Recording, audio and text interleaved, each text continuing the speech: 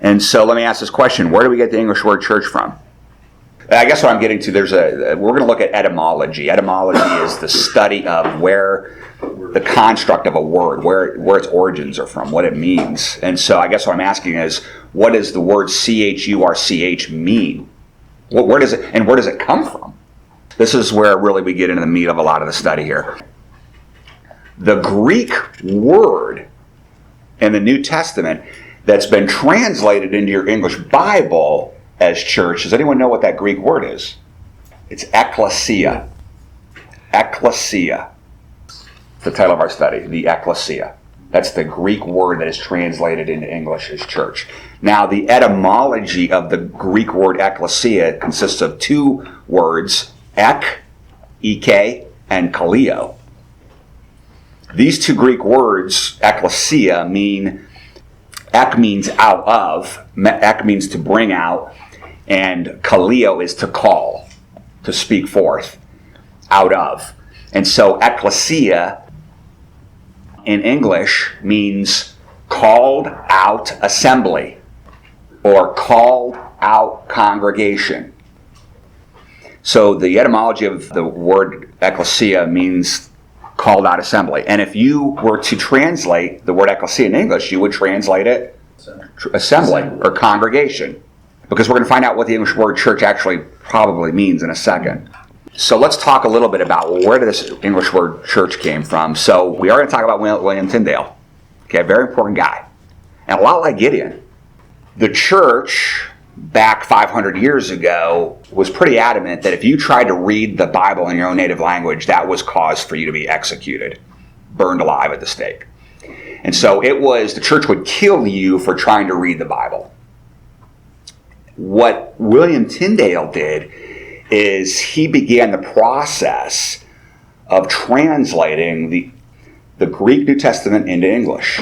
As he began that process of translating the Greek New Testament in English, the church was out to get him. He was like Gideon, a man with a price on his head. Tyndale's translating the Greek New Testament in English, and for the first time, people in England, people that spoke common English, were able to read the Bible. And it was like lightning. It was changing people, communities, history. Also in the process of translating the Hebrew into English as well. So he was involved. He took this major undertaking. Tyndale was born in 1494. He was executed in 1536.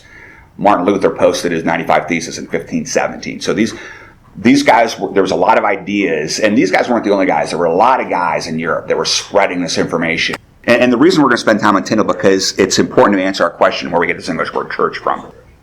Tyndale begins to draw the ire of the church. Now, at the same time, in England, you got this guy named Henry VIII.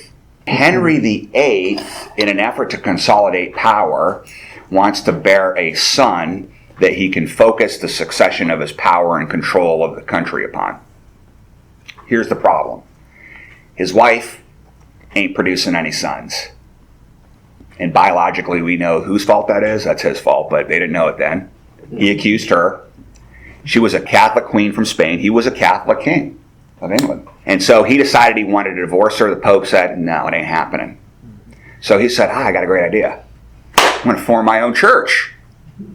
And so King Henry forms the Church of England. So he can divorce his wife and marry the hot chick at the court, Anne Boleyn. She produces a daughter.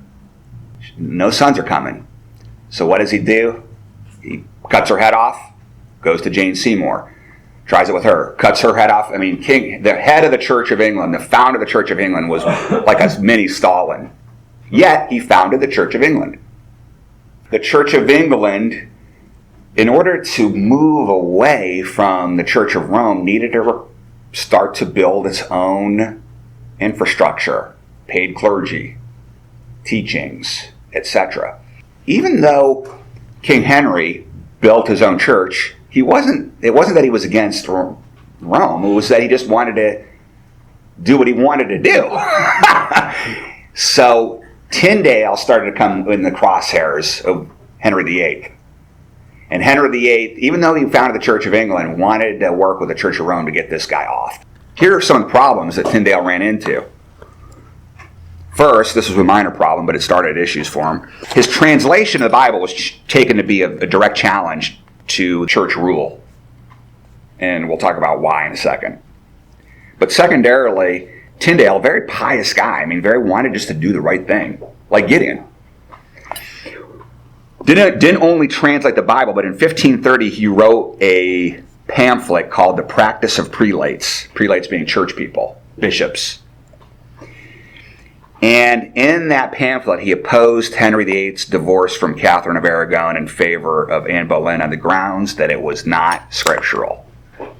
And from that moment on, Henry VIII was like, this guy's going down. And so from 1530 on, Tyndale was in exile, fear of his life for what he'd done. First, he'd done something very bad in the eyes of the church. He translated the Bible into English. And second, he challenged church authority. Ultimately, he fled England to Brussels, and he was caught in 1536, convicted of heresy, and executed by strangulation, after which his body was burned at the stake. So here Tyndale is, unlike Gideon. Gideon survived if we read the rest of Judges. Tyndale did not. So here's another lesson we can take away about discipleship. You might not live.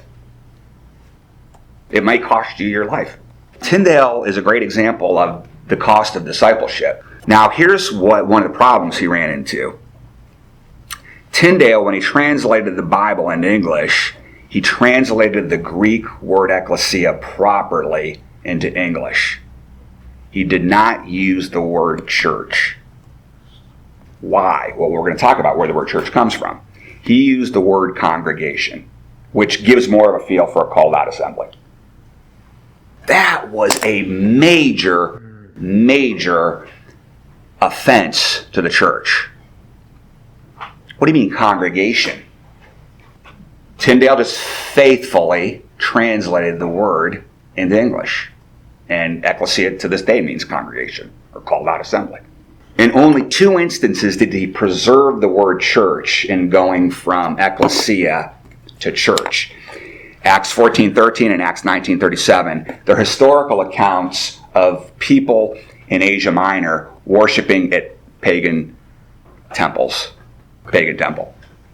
In all other instances, all 108 other instances, he properly translated the word ecclesia to its proper translation in English, congregation, not church.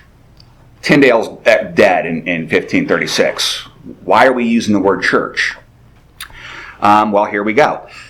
Tyndale's Bible became more and more used as an English translation, and it became more and more controversial to the Church of England. Because the Church of England was still being run by bishops and prelates and all kinds of folks that were paid on the government tit.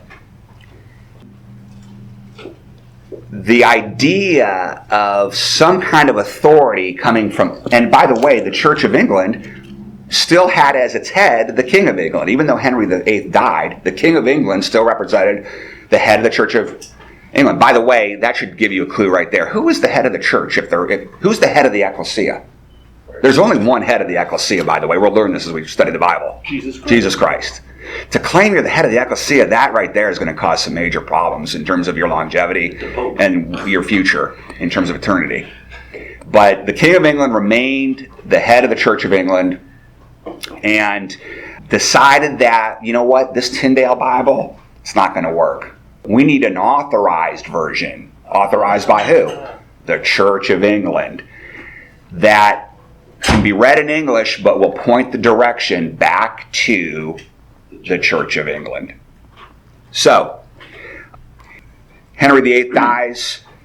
You get a series of succession issues. You got Queen Elizabeth, Mary, Queen of Scots.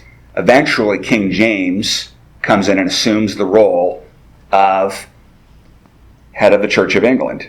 And he's got this whole posse of church people around him saying, look, things are getting out of control out there. We gotta do something.